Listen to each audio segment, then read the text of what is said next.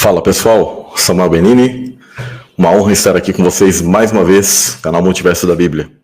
A gente às vezes talvez nem dá importância, né, de textos e coisas tão interessantes que a Bíblia ela nos mostra e como ela é muito, como posso dizer assim, incrível, tá? Incrível. É um tema que muitas pessoas elas talvez podem não notar quão importante é. Tudo que está na Bíblia tem uma importância, né? Eu já vi pessoas comentando que quando a gente às vezes fala de algum tipo de texto, de algum mistério, de alguma coisa assim, às vezes elas olham assim e falam, olha, o que eu quero saber é que Jesus ele vai me salvar e eu não quero saber de nada do que você diz, que eu não estou entendendo nada, né? Então ela tem uma visão simplista, né? Que Deus abra a cachola, a mente dessa pessoa, né? Mas eu sei que a maioria aqui tem crescido, tem amadurecido e tudo que está na Escritura, ela é como eu posso dizer assim, é um conjunto incrível e magnífico que nos dá respostas, que nos dá um vislumbre muito grande, muito incrível de todas as maravilhas de Deus, né? Hoje, o tema, eu coloquei assim, Leviatã 100% na Bíblia e na história, né? Então, cada animal lá que eles foram criando no filme tem uma alusão a isso, mas o que eu quero colocar é o seguinte, aqui eu não lembro o nome, esqueci o nome do protagonista aqui, mas ele, inclusive, ele dominou, agora que eu tô lembrando aqui, ó, ele dominou o Toruk, né? Que era uma espécie de dragão. Por que dragão? Porque está ligado a figuras como do Leviatã ou a figura dos serafins, as serpentes ardentes, maiores, né? Os seres dragões, onde os serafins eles tinham esses seres como mascotes. Como os serafins tinham a hierarquia mais elevada, então esses animais eram os mais difíceis de dominar. E é engraçado que os caras colocam o quê? Um ser como uma espécie de dragão vermelho, né? O cara, ele faz toda uma alusão a uma figura messiânica, que se torna um deles lá, do povo aqui, dos Navi. Engraçado que o termo Navi, no filme, ele significa profetas, tá? Então, se você, por exemplo, pensa assim, os anjos, eles podem querer fazer um mutirão ali, escapar, né? Eles vão ter que se ver com o Leviatã. Então, vou ler aqui Jó 41. Poderás tirar com o anzol o Leviatã, ou ligarás a sua língua com uma corda? Podes pôr um anzol no seu nariz, ou com um gancho furar a sua queixada? Porventura multiplicará as súplicas para contigo, ou brandamente falará? Ou seja, é um animal, um ser que você vai negociar com ele? Fará ele aliança contigo, ou tomarás tu por servo para sempre? Brincarás com ele como se for um passarinho, ou prenderás para as tuas meninas? Os teus companheiros farão dele um banquete ou repartirão entre os negociantes? Isso aqui é interessante que um dia haverá um banquete do Leviatã. Tá? Isso é interessante. A Escritura, ela promete, depois eu vou ler passagens bem interessantes, talvez alguns não conheçam, onde a carne do Leviatã será servida para nós na glória. Você fala carne do Leviatã? Sim, é como uma espécie de banquete especial para aqueles que vão adentrar a glória. E aí diz, encherás a sua pele de ganchos, ou seja, a matéria desse Leviatã, tá? Ela vai ser servida para as pessoas. Mas, por enquanto, Deus ele pergunta, vocês têm capacidade de fazer um banquete com esse ser? É impossível, tá? Agora, isso só no fim dos tempos. Encherás a sua pele de ganchos ou sua cabeça com arpões de pescadores? Põe a tua mão sobre ele, lembra-te da peleja e nunca mais tal intentarás. Eis que é vã a esperança de apanhá-lo, pois não será o homem derrubado só ao vê-lo. Ninguém há de tão atrevido que a despertá-lo se atreva. A quem, pois, é aquele que ousa erguer-se diante de mim? E é interessante que Deus aí coloca como se fosse o Leviatã fazendo um desafio a essas pessoas. Quem primeiro me deu para que eu haja de retribuir-lhe? Pois o que está debaixo de todos os céus é meu. Ou seja, Deus ele constituiu esse ser de um tipo de poder que até os anjos possuem temor dele. E aí diz, não me calarei a respeito dos seus membros, nem da sua grande força, nem a graça da sua compostura, a forma que ele é e o temor que ele causa. Aí diz, quem descobrirá a face da sua roupa, da sua veste? Quem entrará na sua couraça dobrada? Quem abrirá as portas do seu rosto? Pois ao redor dos seus dentes está o terror. As suas fortes escamas são o seu orgulho, cada uma fechada como um selo apertado. Uma outra se chega tão perto que nem o ar passa por entre elas. Umas outras se ligam, tanto aderem entre si, que não se podem separar. Cada um dos seus espirros faz resplandecer a luz e os seus olhos são como pálpebras da alva. Ele tem olhos brilhantes e a gente vê que ele, o quê? Sai fogo dele. Tanto que diz no verso 19, da sua boca saem tochas, faíscas de fogo saltam dela. Isso aqui não é poesia. Isso aqui é um ser que ele tem um poder estupendo, onde você percebe que ele tem capacidade de voo, de nado, vive nas regiões debaixo da terra e ao mesmo tempo do mar. Ele tem todos os elementos nele ali e, né, causa completamente temor. Das suas narinas procede fumaça, como de uma panela fervente ou de uma grande caldeira. O seu hálito faz incender os carvões e da sua boca sai chama. No seu pescoço reside a força, diante dele até a tristeza salta de prazer. Os músculos da sua carne estão pegados entre si, cada um está firme nele e nenhum se move. O seu coração é firme como uma pedra e firme como a mó de baixo, que é uma pedra de moinho, tá? Aquilo que você usa para moer, naqueles moinhos antigos. Levantando-se ele, tremem os valentes. Isso aqui é um termo interessante, que acho que é Elim, é um termo que eu tinha até separado, eu achei interessante, que está ligado a deuses, tá? Tremem os deuses, os Néflins, os anjos, é um termo ligado a seres espirituais, tá? Ou seja, eles têm tremor em relação ao Leviatã. E se um anjo, por exemplo, dá conta de 120 e poucos mil homens, por exemplo, imaginem um ser desse que todos eles tremem em relação a esse ser. Imagine o poder desse ser. Tá? É interessante, né? Então a gente vê como que Deus ele criou seres e criou coisas, poderes e tal. Por isso que se esses seres se multiplicassem, o mundo nem existiria. Então Deus, por isso que ele pegou e impediu que eles se multiplicassem. Por quê? Pela questão do pecado. Então, como eles estão inseridos nessa criação, então Deus teve que falar assim, não, então eu vou ter que tirar um deles. Então ele tira o animal macho. Tá? Então só ficou a fêmea. Tá? Segundo o livro de Enoque, o Leviatã, que existe até hoje, é uma fêmea. Tá? E aí diz o seguinte, a seta o não fará fugir e as pedras das fundas se lhe tornam em restolho, em pedregulho. As pedras atiradas são para ele como arestas, como palha. Tá? Ele ri-se do brandir da lança, ele dá risada quando alguém tenta jogar lança nele, né?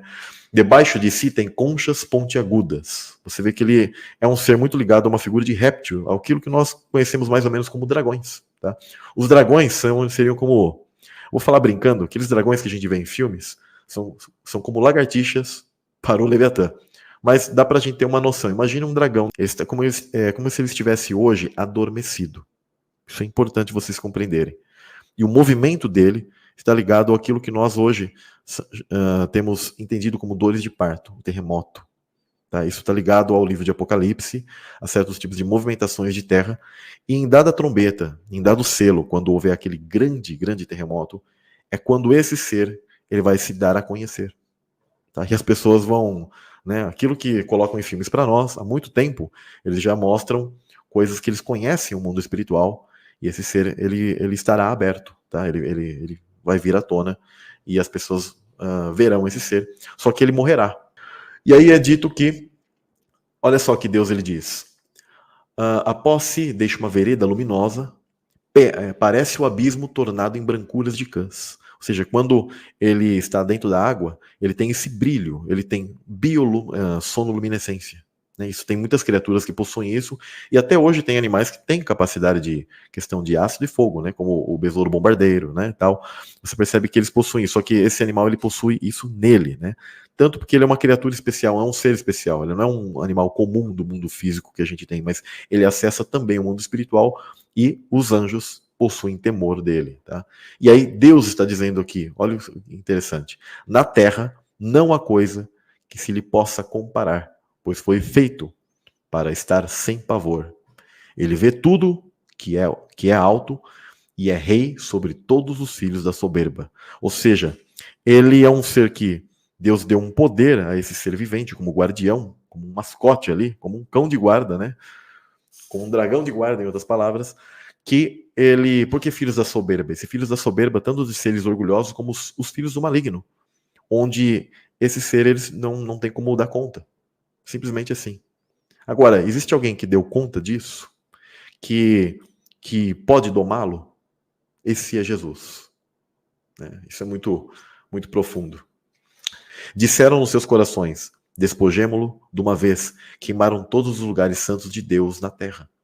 Já não vemos os nossos sinais, já não há profeta, nem há entre nós alguém que saiba até quando isto durará. Até quando, ó Deus, nos afrontará o adversário, ou seja, Satanás? Blasfemará o inimigo o teu nome para sempre? Então Deus, as pessoas aqui estão clamando que ele faça uma justiça. Né? Por que retiras a tua mão, a saber, a tua destra? Quem que é a destra de Deus? É Jesus. Tira de dentro do teu seio. Isso aqui é muito interessante. Os maçons, eles têm o lance que eles guardam a mão no paletó, né? E eles querem dizer que eles têm esse poder da destra, né? Só que, na verdade, que eles chamam de mão oculta, onde são os agentes, né? Você vai ver figuras de Karl Marx, Napoleão, tal, sempre com a mão oculta, né? É dessa passagem aqui que eles tiram isso, tá? Eles querem dizer que eles possuem a destra. Só que a destra, é engraçado que eles colocam a destra o quê? Do lado esquerdo, né? Porque tudo vem da esquerda, do segredo, e aí se torna a destra. E é interessante que aqui, a destra hoje de Deus é quem? Jesus. É ele, é esse que traz esse juízo, tá? Por isso que aí diz o seguinte, e dentro do teu seio, está ligado à questão que o pai e a Ruach HaKodesh, tá? Eles formam esse tipo de família, pai e mãe, e Jesus ele vem desse seio, porque Deus não tem seio. Isso é interessante, tá? Deus não possui seio. Só que quando a escritura ela chama de El Shaddai, Shaddai é como dizer seios em plural, tá? El, de Deus, e Shaddai. Por que está falando essa figura, né? Aí é claro, os caras vão dizer que isso é uma figura poética, que não, existe uma literalidade tão incrível na Bíblia, mas claro, a figura da Ruach HaKodesh ela ficou oculta para nós. Hoje a gente tem entendido isso, mas são poucos que têm a maturidade para compreender isso e aceitar o que está na Bíblia, né? Eu não estou falando Gibi da Mônica, estou falando Bíblia. Então diz, todavia Deus é o meu rei desde a antiguidade, ou seja, conectando já a figura de Cristo, tá? Operando a salvação no meio da terra.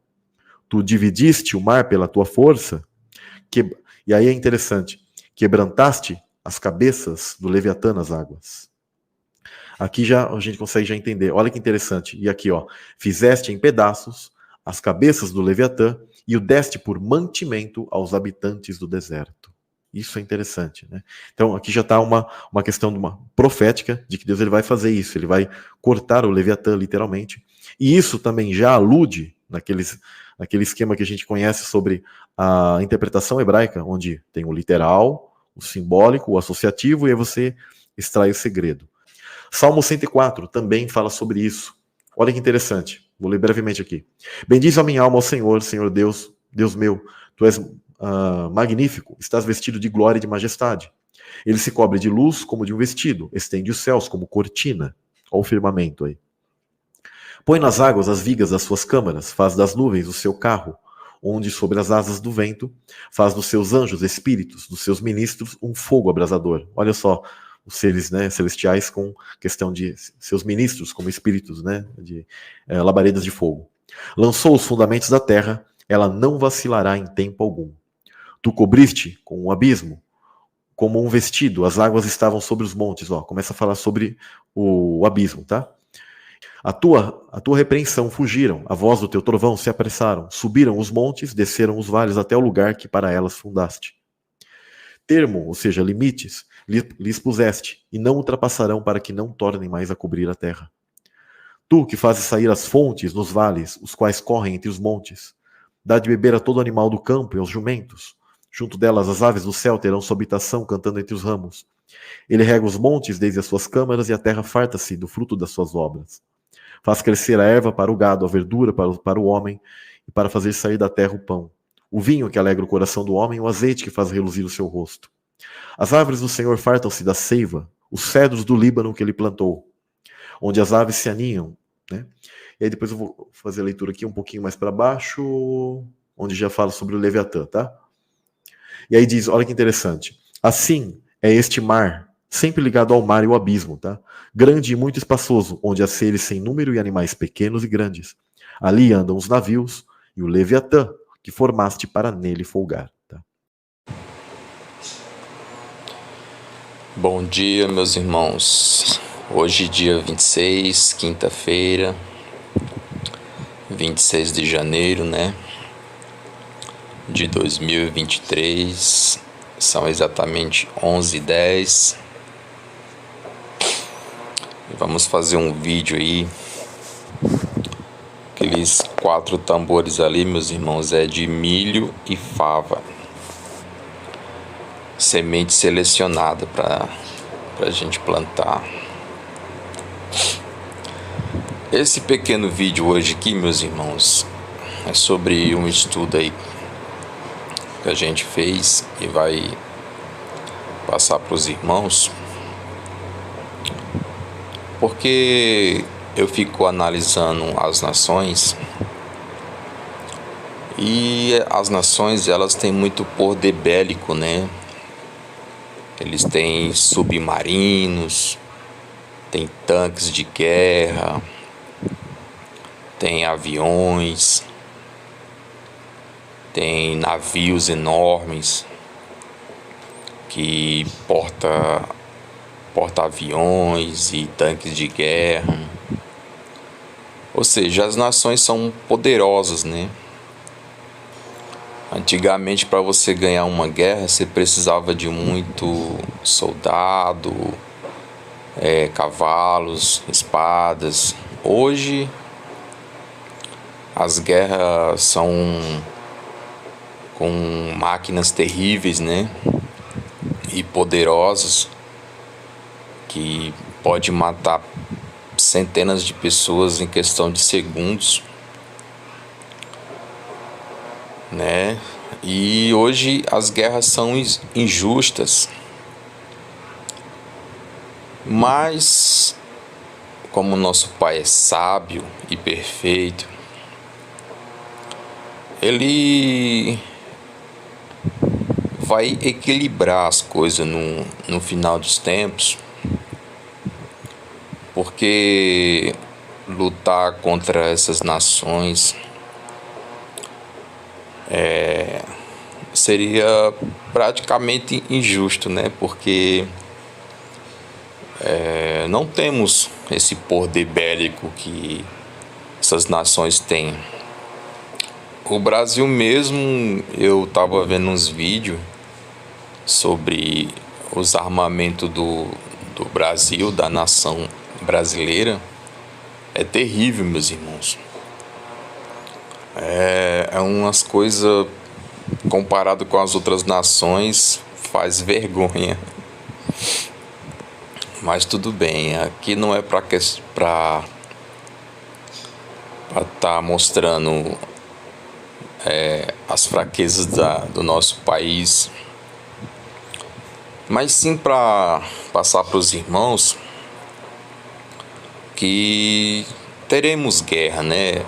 Como está escrito, as nações vão se enfurecer e haverá guerras, muitas guerras, rumores de guerras e guerras, né? Nação contra nação, reino contra reino e tudo mais. Mas o Pai vai equilibrar isso daí, sabe por quê, meus irmãos? Porque para vencer uma guerra, a gente precisa de armamentos. A gente precisa de armamento. Só que o armamento do Pai, ele é um pouco diferente, sabe? Porque os homens, ao longo da história, usou de espadas, de lanças, de canhões, de cavalos, para ganhar e vencerem as guerras, não é isso? E o Pai também tem a sua forma de vencer as suas guerras. Ou seja, a sua guerra, né? Porque a guerra dos últimos dias, ela é terrível. Então a gente vai precisar de uma arma poderosa. Não que o Pai não seja poderoso, né? Mas a gente vai precisar, nós que somos mortais e seres humanos, a gente precisa se defender, e a gente vai se defender com as armas do Pai, entendeu? Porque o Pai criou essas armas para a gente usar nos últimos dias, né, meus irmãos? Eu não sei se os irmãos aí já ouviram falar no Leviatã, mas o Leviatã, ele existe e ele está no oceano, no mar. E por que eu quero mostrar isso para os irmãos? Porque como todas as nações têm suas armas potentes, seu poder bélico de fogo, nós também teremos, meus irmãos, sabe? E nós teremos a arma das armas, entendeu? É uma arma divina. Então deixa eu dar uma pausa aqui para me mostrar para os irmãos.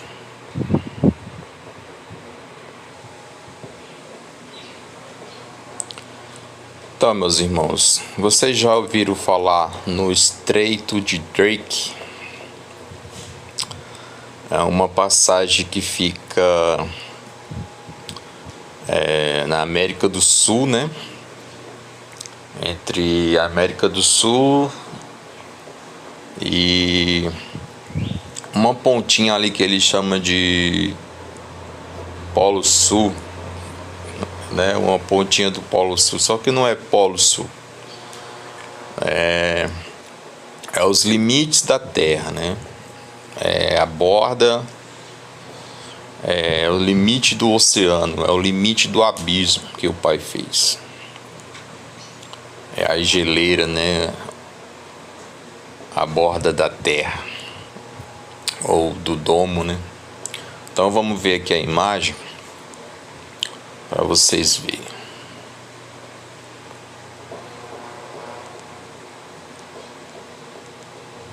Esse continentezinho aqui em cima é o finalzinho do continente da América do Sul.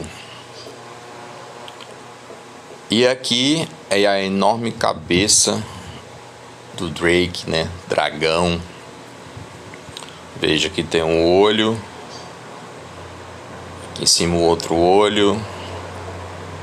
E tem até como se fosse os dentes na ponta aqui, né? E é uma enorme cabeça. Da geleira até o finalzinho da ponta da América do Sul, ó, são 500 milhas, né, que fala. Eu não sei mais ou menos o tamanho que dá isso, mas é enorme. Eu vou mostrar uns vídeos sobre o Leviatã. O Leviatã, ele gosta de profundeza, então ele gosta de água gelada. Então o que ele está fazendo? Tem hora que ele é visto aqui na Antártida, até que aqui na Antártida já tem uma zona que é zona de proibida, é onde eles viram muito, foi avistado muito o Leviatã. E depois você tem embarcações que viram o Leviatã aqui no Atlântico. Tanto é que eu vou te mostrar algo, que teve um navio que os contêineres é derrubado, conforme é batido nele, é derrubado. E depois você vai ver esse navio lá na frente, você vai ver que tem um amassado nele. Foi o Leviatã que bateu nele. Deve ter só encostado nele. O Leviatã é um dragão, filho. Então, pensa no que eu estou te falando. São 3 dragão tentando fazer a fuga no tempo, mas não vão conseguir. Eles estão tentando fazer essa fuga no tempo para esse 1/3 de anjo caído. Então, a gente vai mostrar aqui.